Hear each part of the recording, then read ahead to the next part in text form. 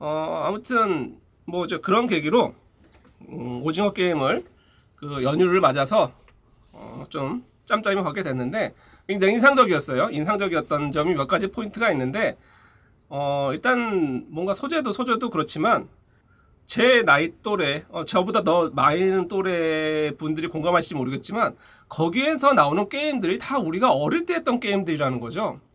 그 오징어 게임이라고 아시나요?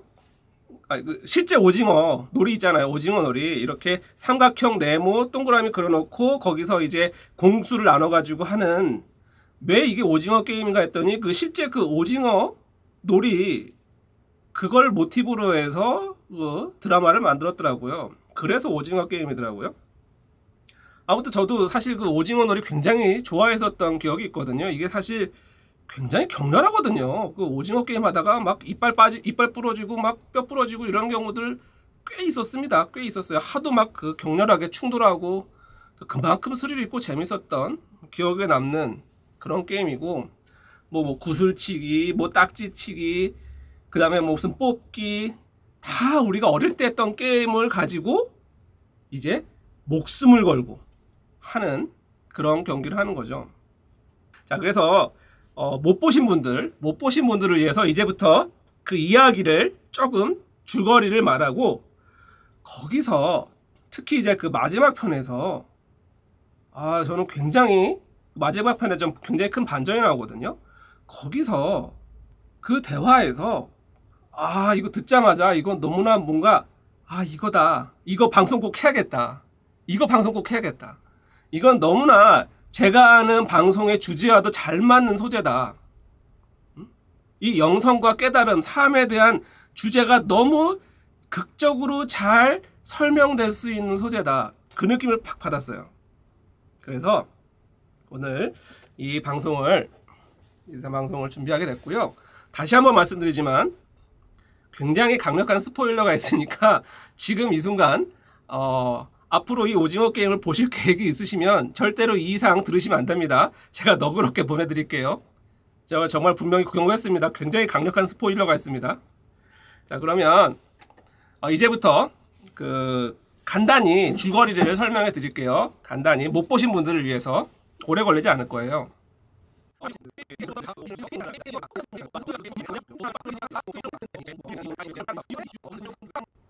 직접 보신 분들 알 거예요. 아무튼 자, 그렇게 이제 게임이 끝나고 뭐 어떤 식으로든 주인공이니까 이제 그 이정재가 1등을 하죠. 1등을 했는데 이제 이 사람은 그 456억을 다 받았어요. 받았는데 누구들처럼 이걸 막 쓰는 게 아닙니다. 이 사람은 정말 10,000원짜리 한 장도 안 쓰는 거예요. 그러니까 이 사람은 이런 거죠. 도대체 어떤 사람들이 우리에게 이런 걸 시킨 거지? 아무리 내가 빚쟁이고 그렇더라도 어떻게 사람에게 이런 걸 시킬 수 있나? 용서가 안 되는 거죠. 용서가.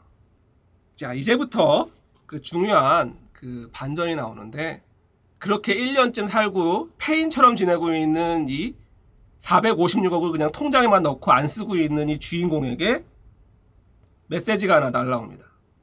당신의 깐부로부터라고 나오는데, 깐부라는 게 그 구슬치기 친구라는 거예요. 그 할아버지랑 깐부를 맺었었거든요. 할아버지가 살아있다는 얘기야? 하고 가봤더니 웬걸 할아버지가 살아있습니다. 살아있고 이 할아버지가 바로 이 모든 게임을 주최한 주최자인 것입니다. 여기서 이제 그 대화가 시작되죠. 이 사람은 너무나 막 화가 나죠. 도대체 당신 누구야? 누군데 이런 짓을 벌인 거냐고. 이제 그러면서 이제 제가 말하고 싶었던 오늘 방송의 포인트가 이제부터 나오는데, 자, 이런 짓을 왜 벌였느냐? 이거는 왜 여러분은 경마 알잖아요. 경마. 왜 경마 이렇게 서로 막 뛰어가는 거에 사람들이 거의 경마에 그 막건을 걸고 돈을 걸고 그 도박을 하잖아요. 그러니까 합법적인 도박이죠. 그렇죠? 돈을 걸고 따는 거니까. 이 부자들이, 전 세계에 있는 부자들이 이 사람들을 모아놓고 사람을 상대로 경마를 한 거죠. 어떤 사람이 우승할지 돈을 걸고 그런 판을 벌인 겁니다. 돈 많은 사람들이. 그리고 그 모든 게임을 만들고 주최했던 사람이 그 할아버지였던 거죠. 근데 그 뇌종양이 있고 거의 죽어가는 할아버지였던 거죠. 자, 그러면 이제 두 가지 궁금증이 생기는 겁니다. 두 가지 궁금증. 왜 이 할아버지는 이런 잔인한 게임을 열었는가? 그런데 그거보다 더 궁금한 두 번째 궁금증. 아니, 거기서 게임을 지면 죽는 걸 뻔히 알면서도 왜 이 할아버지는 그냥 편하게 구경하는 게 아니라 그 속에 들어와서 그 죽고 사는 게임을 같이 했는가? 이 두 가지 궁금증이 생기는 거죠. 왜 이런 게임을 했고 왜 이 할아버지는 그 속에 들어왔는가? 그 생사의 지옥 같은 게임 속에. 자, 그래서 이제 그 얘기가 나오는 게 너무나 인상적인 대답을 하죠. 질문을 던집니다. 이 할아버지가. 자네는 돈 없는 사람과, 그러니까 가난한 사람과 돈 많은 사람의 공통점이 무엇인지 아는가? 여기에 이렇게 대답하죠. 두 사람의 공통점은 뭘 해도 재미가 없다는 거다 라고 합니다. 물론 이 할아버지도 젊은 시절에 굉장히 가난하고 소박한 서민의 삶을 살았다고 해요. 그런데 엄청나게 돈을 많이 벌게 되고 돈을 굴리는 굉장히 큰 재력가가 되어 보니까, 이런 게임을 벌일 만큼 엄청난 부를 소유하고 보니까 이제는 뭘 해도 재미가 없더라는 겁니다. 뭘 해도 시시하고, 뭐 아무리 맛있는 걸 먹어도 좋은 데를 가도 뭘 해도 시시하더라는 겁니다. 그래서 뭘 하면 좀 재밌을까? 어릴 때는 구슬치기를 해도 재밌고 딱지치기를 해도 재밌고, 그 어린 시절에는 그 모든 것들이 다 재미있었는데 이렇게 돈을 엄청나게 벌었는데도 불구하고 왜 이렇게 재미가 없을까? 바로 여기에서 그 게임을 주최하게 되었고, 그것이 이제 첫 번째 질문의 답이죠. 두 번째 질문의 답은 이겁니다. 그러면 왜 지금 게임을 한 번 한 게 아니에요. 여러 번 했더라고요. 지금까지는 계속 이렇게 경마장을 바라보듯이 그 죽어가는 사람들을 돈을 걸면서 지켜보던 사람이 왜 그 생사의 도가니 속에 직접 들어와서 자기 목숨을 위협받는 상황을 경험을 했느냐. 이제 거기서 이제 이런 말이 나오죠. 그 어떤 게임도 지켜보는 사람이 게임을 하는 사람보다도 재밌을 수는 없다는 겁니다. 그 게임을 직접 하는 것보다 더 재밌을 수는 없다는 겁니다. 그 말이 나오죠. 그래서 이제 삶에 이제 죽기 얼마 안 남았거든요. 실제 뇌종양에 걸렸고, 그리고 마지막에 죽습니다.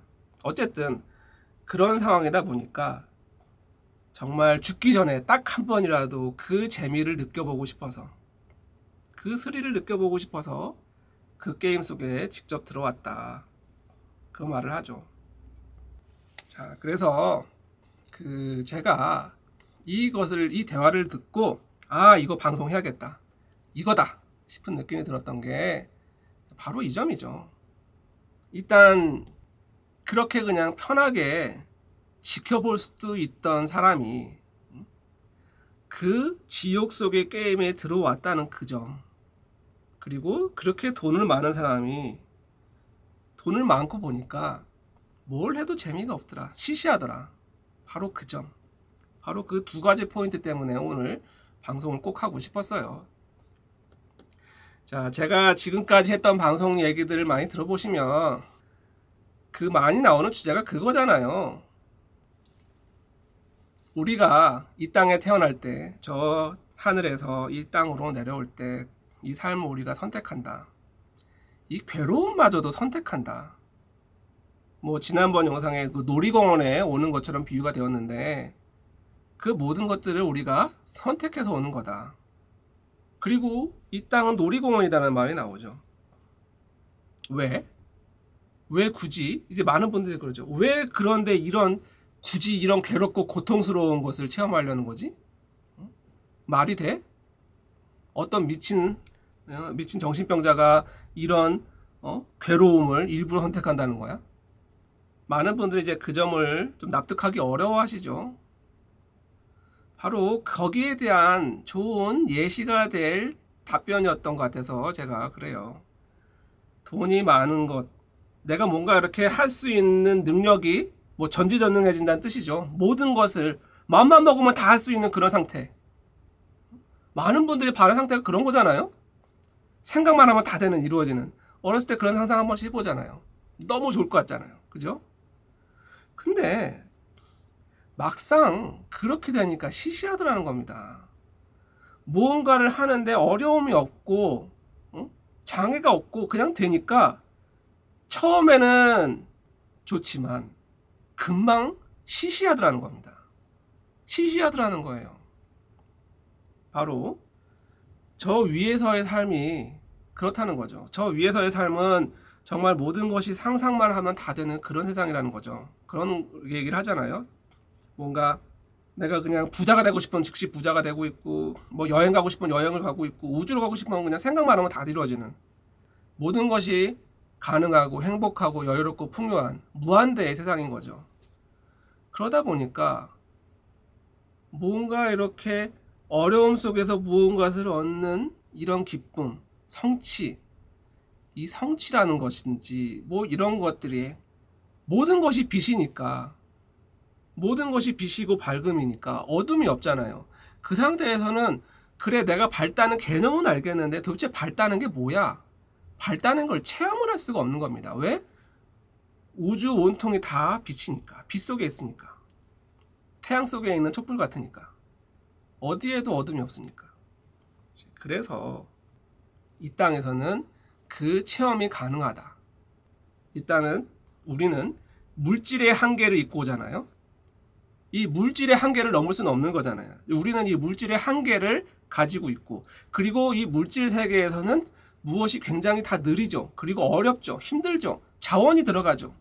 그래야지만 내가 뭔가를 만들 수 있고 얻을 수 있고, 내가 뭔가를 노력하고 고생해야지만 뭔가를 얻을 수 있는 이런 장애물이 있기 때문에, 이런 어둠이 있기 때문에 그 어둠 속에서 빛이 켜졌을 때의 그 광명을 느낄 수가 있는 거죠. 아, 밝음이라 이런 것이구나. 밝음을 알기 위해서 어둠이 반드시 필요한 이런 이원론적인 세상에 있는 것이고, 바로 저 위에서는 그것을 체험할 수가 없기 때문에 이 땅에 내려오는데, 내려와 보니까 지옥인 거죠.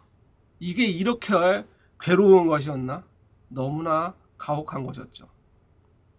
마치 그 오징어 게임에 참가한 참가자들이 느꼈던 그런 좌절과 두려움, 절박함이 그런 느낌이었겠죠.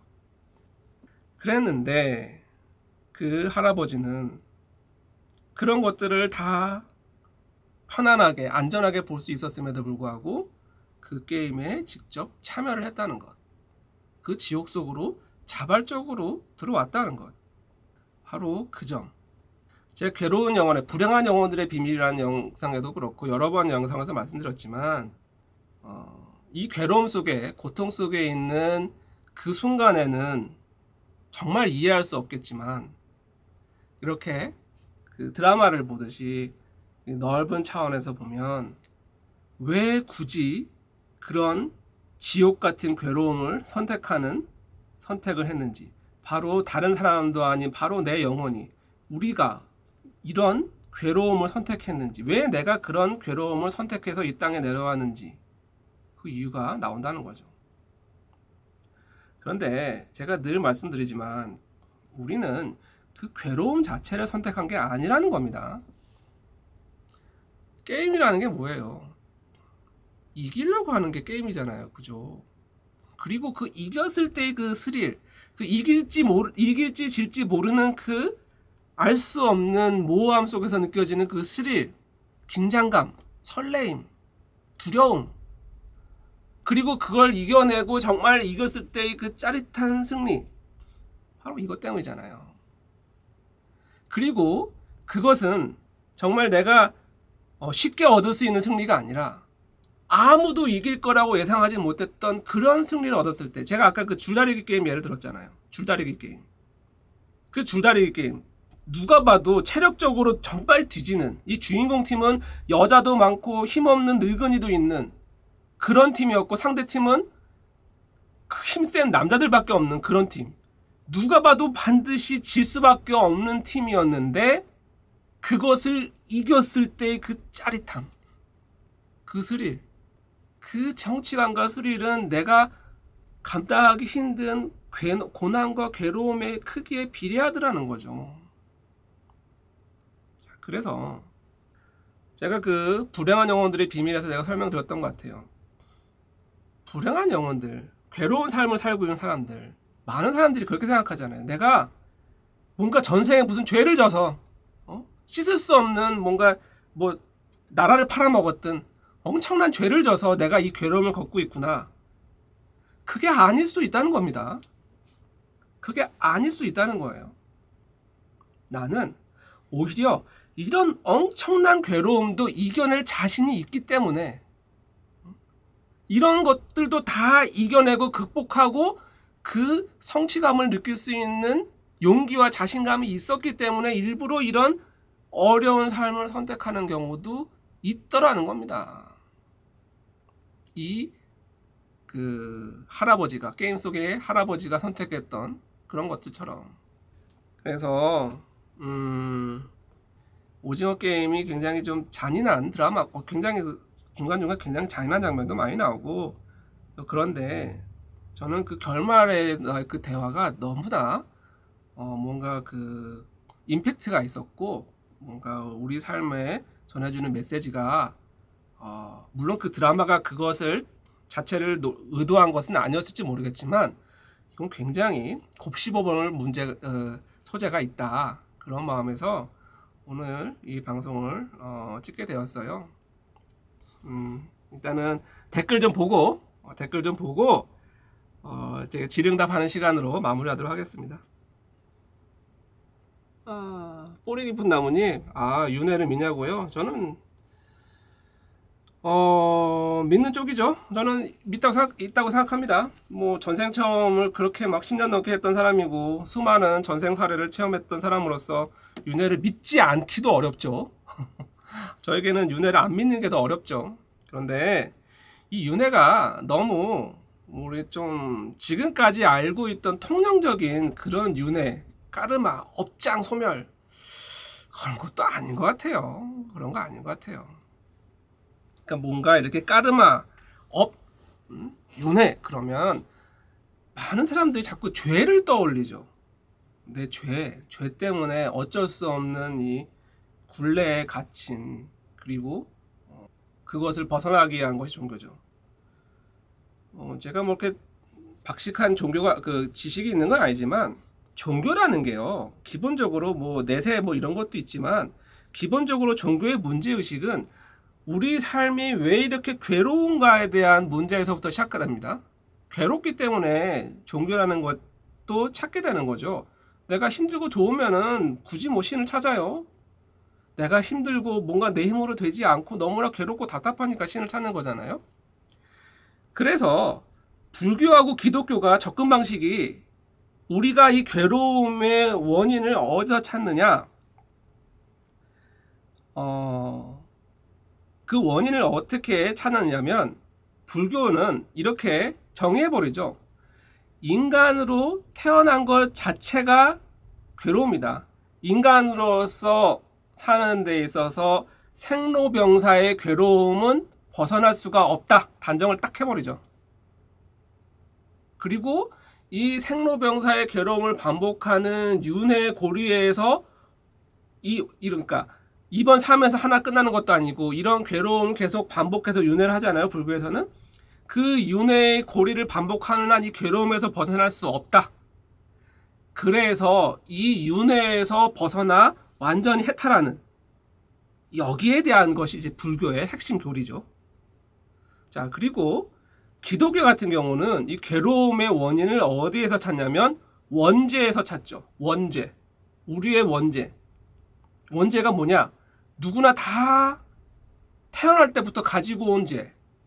그 원죄를 속죄하고 회개함으로써 구원에 얻을 수 있다. 이 괴로움에서 벗어날 수 있다. 이 괴로움에서 벗어나는 건 천국에 가는 거죠.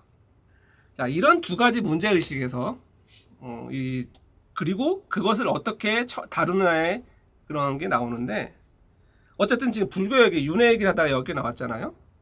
자, 인간으로 태어난 삶은 어쩔 수 없이 괴롭고, 그것을 반복하는 윤회도 괴로운 것이고, 그것으로 벗어나는 것이 바로 괴로움에서 벗어나는 유일한 길이다. 해탈이다.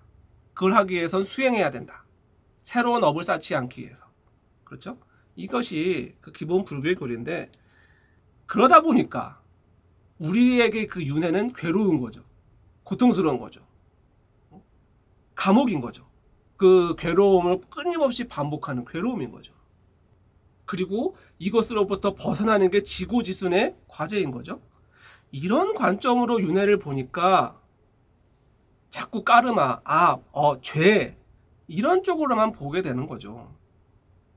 그런데 최근에 이런 영성이나 메시지들을 보면 이 윤회라는 게, 물론 그 윤회를 하는데 그렇게 죄 때문에 윤회를 하는 게 아니구나 라는 걸 알게 되더라는 겁니다. 오늘 제가 했던 방송의 메시지처럼 저기서는 할 수 없는 무언가를 하기 위해서 체험하고 배우고 느끼고 성장하고 발전하기 위해서 오는 거더라. 오히려 영혼들이 막 여기 태어나고 싶어서 줄지어 기다리고 있더라.